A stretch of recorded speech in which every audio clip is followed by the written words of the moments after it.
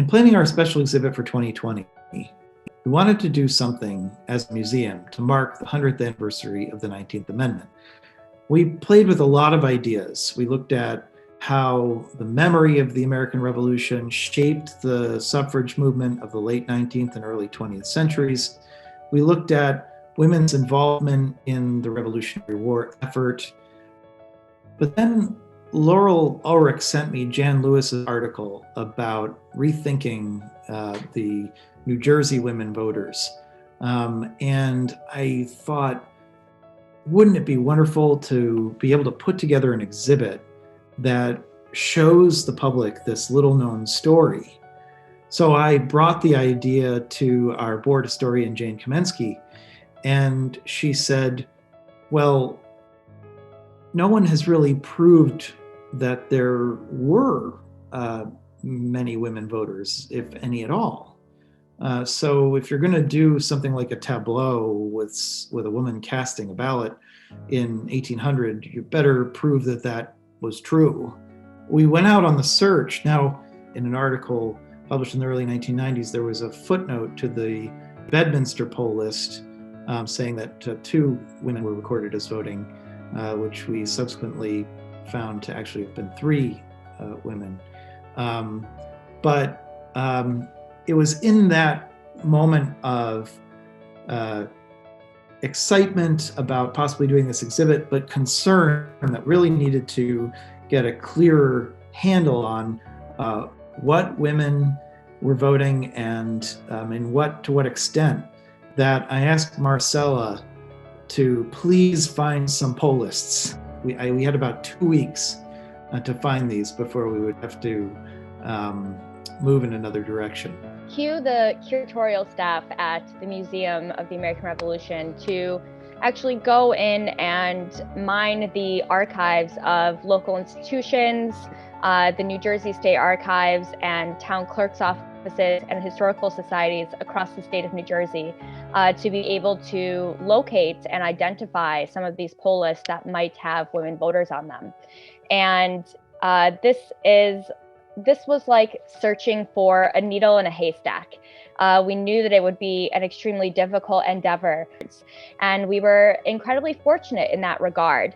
But I will say that it really does take a village to locate these. And the first list that we located was for an election in October of 1801 in Montgomery Township of Somerset County. And we located that at the New Jersey State Archives with the help of their archivist and also Joseph Klett and Veronica Calder. And it turns out that that list was first identified by a local historian, Candy Willis. They emailed us back with some photocopies of this first Montgomery Township 1801 list. And they said, we might have something that you want to see. And I printed the list out and I went through and started highlighting the women's names of 343 voters on that list. 46 of them were women. So this wasn't just finding 1 or 2 women. This was really incredible evidence that women were voting, at least in this election in 1801. Phil and I always tell the story of me, running into his office with this photocopied, highlighted list in my hand, interrupting a phone call that he was on, jumping up and down because we were so ecstatic that we had finally found some of these women. And from there, it really just took off, and we began the process of looking for more lists, and that includes the help of many researchers like Eliza West and Adam Zielinski, Nicole Bolian. And from there, Nicole, for instance, suggested that she thought that she might know of a list at the Salem County Historical Society. So we went there just a few days later, and it turns out that wasn't one list, it was 6 lists that included women voters' names from 1800 to 1806. Adam Zielinski then went on to find a transcript of a list through a contact that he had at the Morristown Library that included 38 more women on a list for Chester Township in Burlington County from 1807. Actually, the last election in October that would be held that women could vote in before the right to vote would be stripped from women, free people of color, and recent immigrants in November of 1807, just a month later.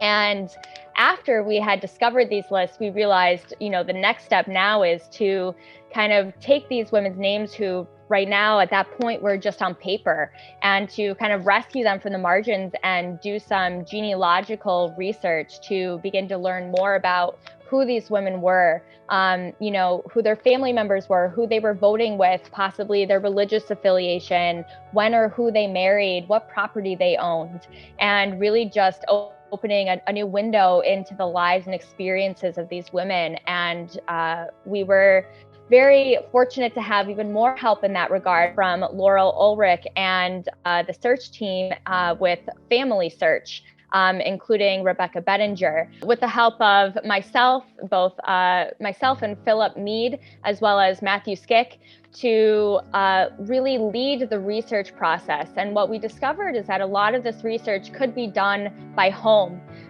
We had access to records that we were able to find in places like Ancestry.com, Find a Grave, Fold3, and all of these really fantastic databases that are available online to be able to research these women in more detail.